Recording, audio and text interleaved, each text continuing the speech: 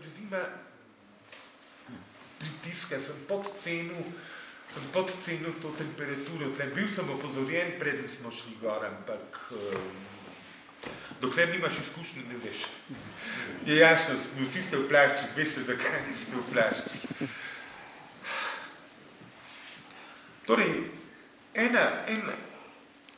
ena od plati te prizme, skozi katero dr. Urbans napada NOB, je torej kolaboracija. Tako zakonita kolaboracija, tista, ki jo mednarodno pravo predpostavlja, kot nezakonita. In kot sem rekel, tukaj imamo opraviti celo za denunciacijo, ki je gotovo v evropskem merilu največja. Druga plat, prav tako zanimiva, je vojaška in politična analiza NOB-ja.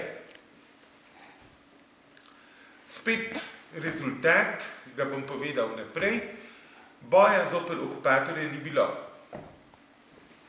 Vsi poznamo zgodbe o Rdeči Primorski. Ta zgodba se glasi približno tako, da na Primorskem je bilo fašistično zatiranje, nanj so se Primorci odzvali z uporom zoper Italijane, organizirali so se v partizane, zmagovito so dočakali konec vojne in Primorci so ostali komunisti. To je tista razlaga, ki jo najdemo med ljudmi. Dejansko ponovno se izkaže, če se pogleda, kaj se je na Primorskem dogajalo, in tukaj bi rad opozoril, da je med nami profesor dr. Anton Perdih, avtor ene knjižce, ki je tam zadaj, njegovih vojnih in povojnih spominov, kjer je napisal to, kar je on kot otrok in potem mladostnik videl, nič ni teoretiziral, nič postavljal stvari v širše kontekste, ampak se strogo držal fenomenologije. Napisal je, kaj je videl, napisal je, kaj mu je oče povedal, napisal, kaj so mu drugi povedali. In ti spomini v kontekstu recimo Urbančeve analize Primorske dobijo izjemno vrednost, zato ker so praktična ilustracija tega, kar se je na Primorskem dogajalo. In seveda se izkaže, to bo dr. Perdih, če bo koga zanimalo, kot živa priča, lahko obilno potrdil, da z to komunistično zgodbo o Rdeči Primorski ni nič. Kaj se je dejansko dogajalo na Primorskem? Letos junija smo slišali zanimivo pričevanje v oddaji Pričevalci, kjer je Bruno Tekavec, sin komunističnega poveljnika ribniške čete, Filipa Tekavca, povedal, da je njegov oče izdal Danila Zelena in pa Majnika, ki sta padla na Mali gori pri Ribnici 13. maja leta 1941. Dejansko 13. maj je prva bitka evropskih protifašistov proti okupatorju.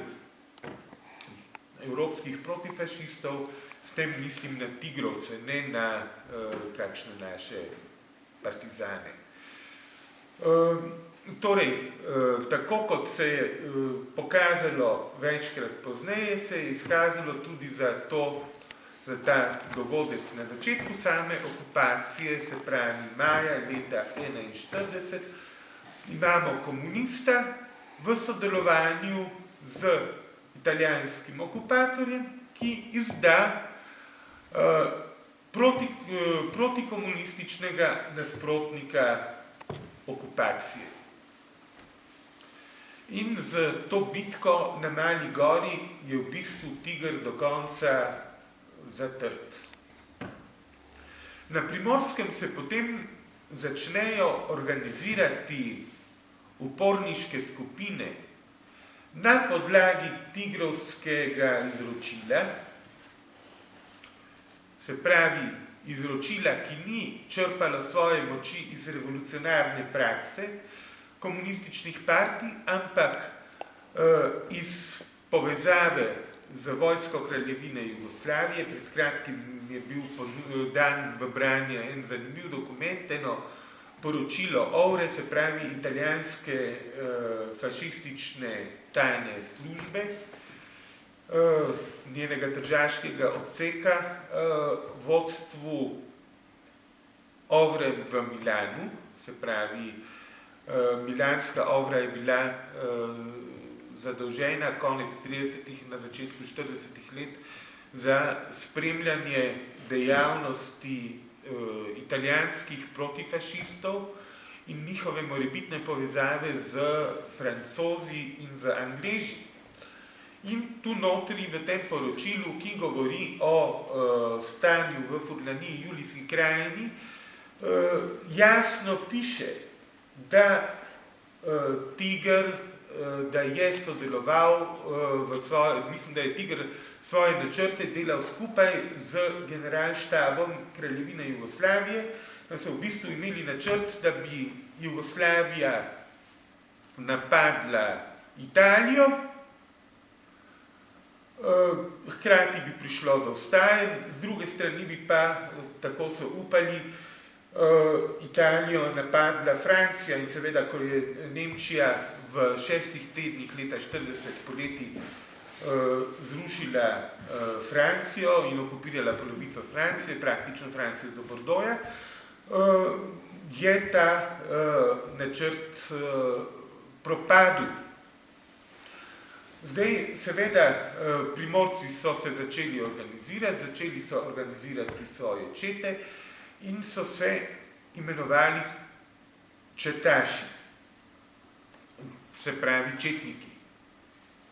To je, potem je dal zanimivo pričevanje Uroš Šušterič v knjigi Ravna gora, moja usoda, kjer je tudi zbral določene pričevanje, določene vire, se pa ta pričevanja pojavljajo tudi drugje. Tudi Vojko, recimo, Vojko je začel kot četaš, imel za komunistično partijo nič in dejansko obstaja pričevanje za njegovo smrt, da je v deliriju, potem ko je bil ranjen, strani partizana v boju, ta partizan se je pozneje predal Italijanom in zahteval nagrado, ki je bila razpisana na Vojka, ko je v glavnem bil v deliriju, je govoril stvari, ki jih ne bi smel govoriti. In se ni zavedal, kaj govori. In so ljudje, ki so ga slišali, so razumeli, da obžaluje, da je prišel skupaj s komunisti in da se to ne bo dobro končalo. In ko so videli, da bi jim, če ozdravi, bil nevaren, so poskrbeli, da pač ni ozdravel. Stvar, ki jo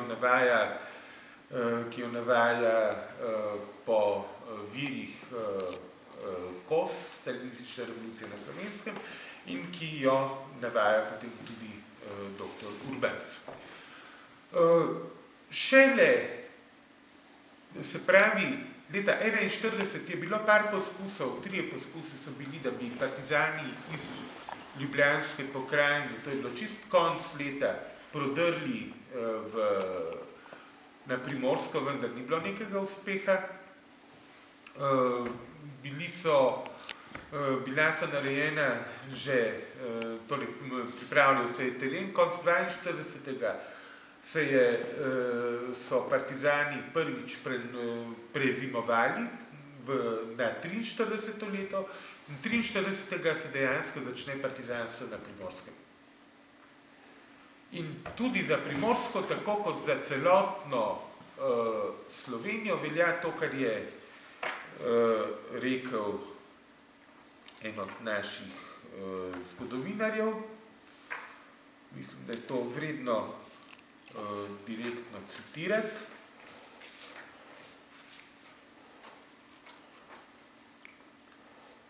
Italijanska okupacija Slovenije, slovenski upor.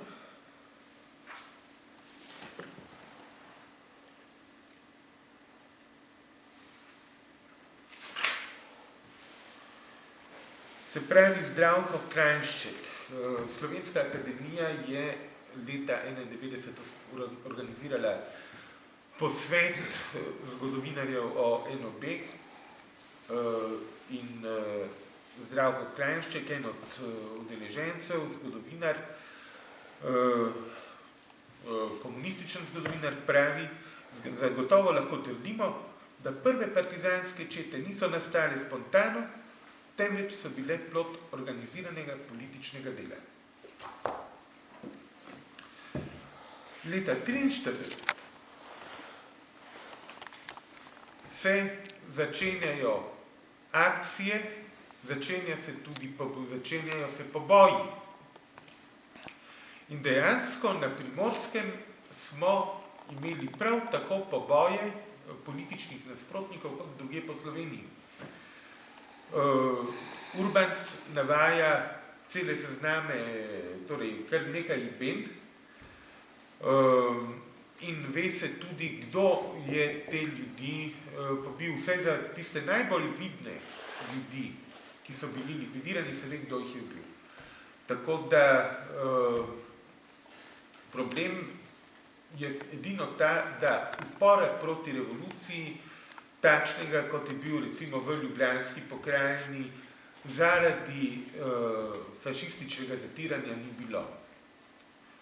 Problem Rdeče Primorske se pojavi pozneje. Problem Rdeče Primorske se pojavi šele najprej z spremembo prebivalstva v Istri in v Kopru in z tem, da je Gorica odrezana od zaledja in da komunisti začnejo graditi Novo Gorico. V Kopru,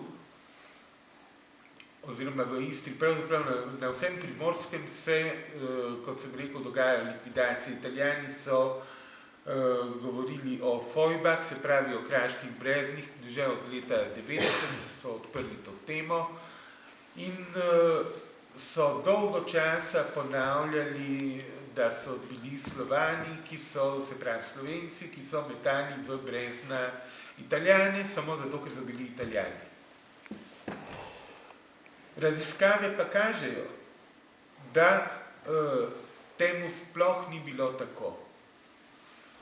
9. korpus, ki je verjetno najpomembnejša partizanska enota na Primorskem,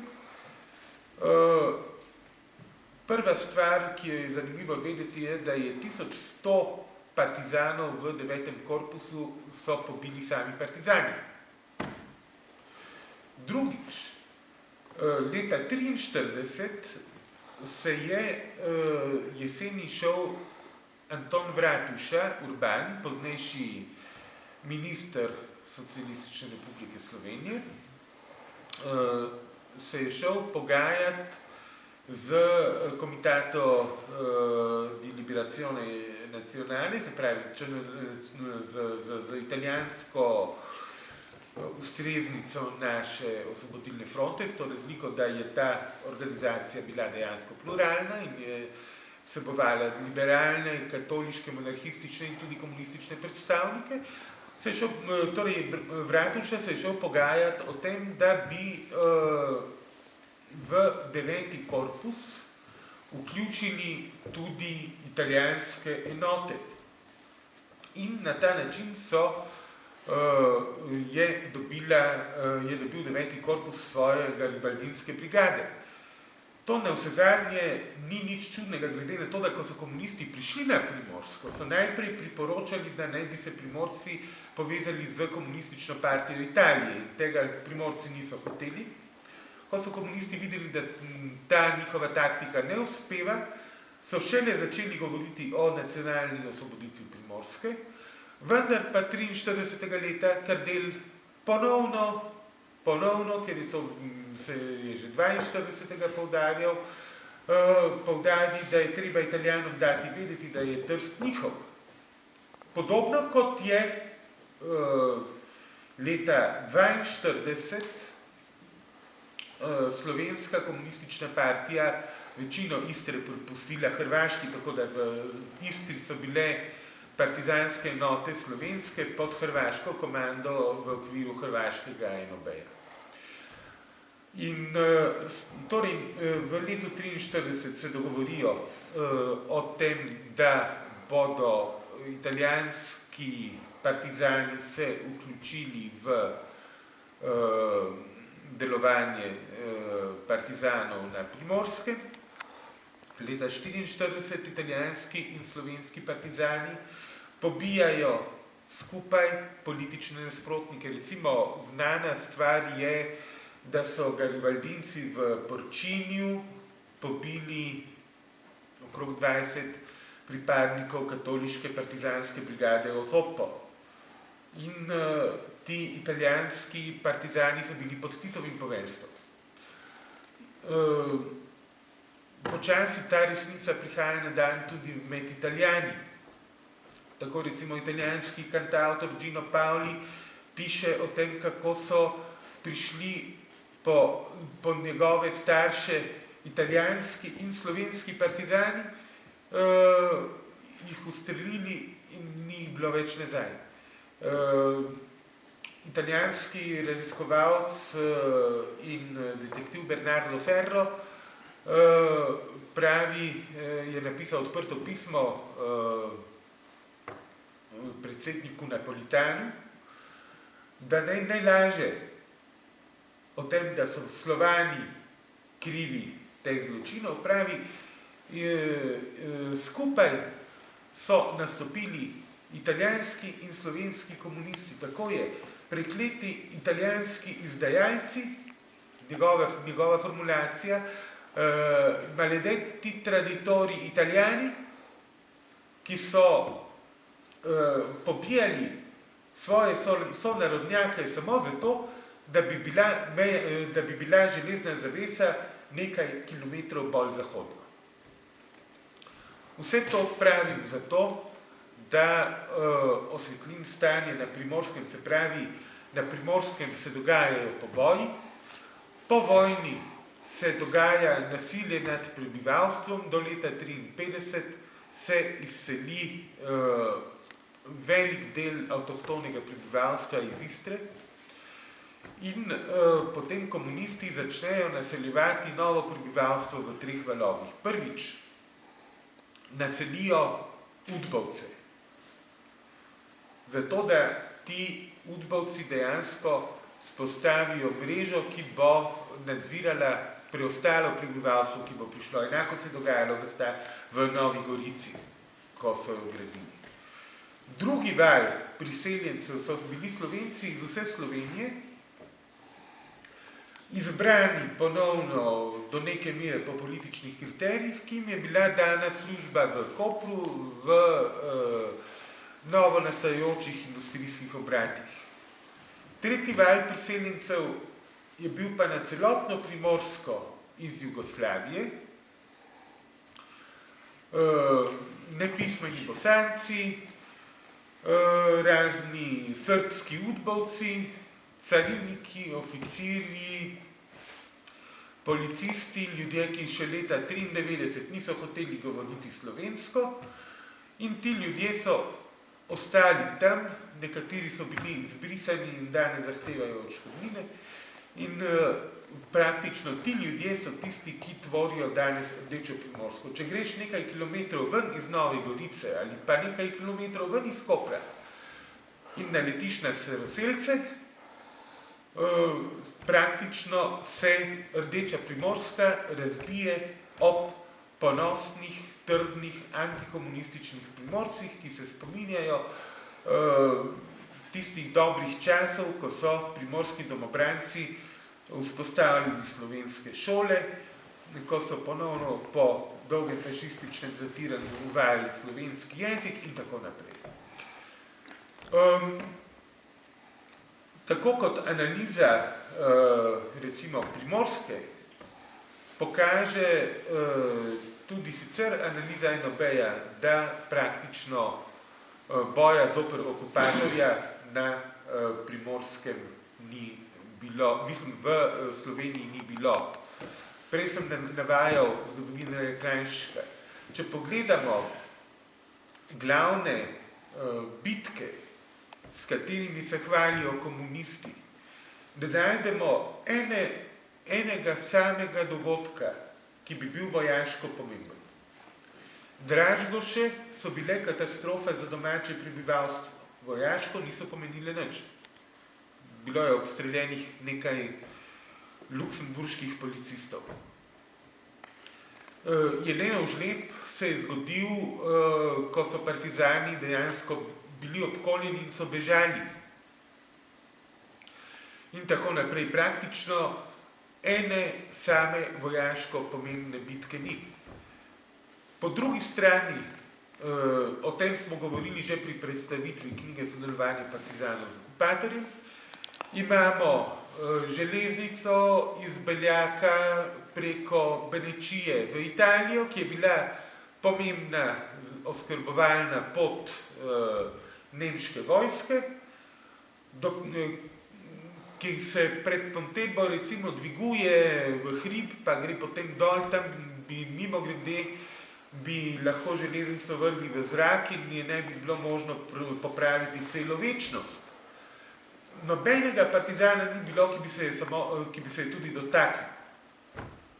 Dokler niso zavezniki železnice iz Beljaka preko Benečije bombardirali, praktično je ostala popolnoma nedotaknjena. Enako železnica preko naših krajev do Trsta, slovenski del železnice Dunaj-Trst, nedotaknjena.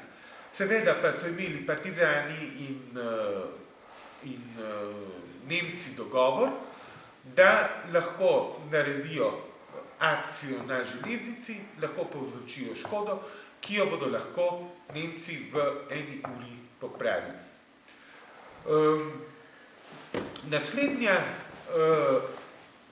Naslednji segment podatkov, skozi katere dr. Urbanc dokazuje, da boja zoper okupatorje ni bilo, so žrtve.